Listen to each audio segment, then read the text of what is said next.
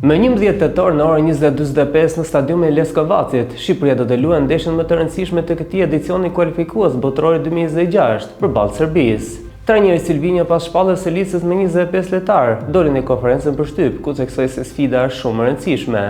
Mbrojtësi Ardian Ismaili mbetet në dyshim pas këtij dëmtimi, ndërkohë që trajneri po pret përgjigje nga stafi mjekësor. Në listë është përfshirë Sirisi dhe Kisman Cake në vend të lojtarëve të dëmtuar. Nuk është momenti i eksperimenteve, kam besim absolut te ekipi, do të jetë një ndeshje e fortë, por futbolli luhet 90 minuta dhe duhet të jemi të përqendruar, ka thënë Silvinjo. Tekniku u shpreh se kjo sfidë nuk është përfundimtare për fatin e botrorit, por vendimtare për të qëndruar në garë. Objektive është vendi i dytë, pasi Anglia është shumë e fortë. Nëse çdo gjë shkon mirë, ekziston mundësia që të luajmë në play-off. Tani jemi të fokusuar 100% te Serbia. Për trajnerin ndryshimi i stadiumit nuk sjell asnjë avantazh. Ata janë mësuar të luajnë aty, për ne nuk ndryshon asgjë. Shqipëria udhëton drejt Serbisë me synimin e vetëm që të marrë një rezultat pozitiv për të mbajtur gjallë ëndër për në botrorin 2026.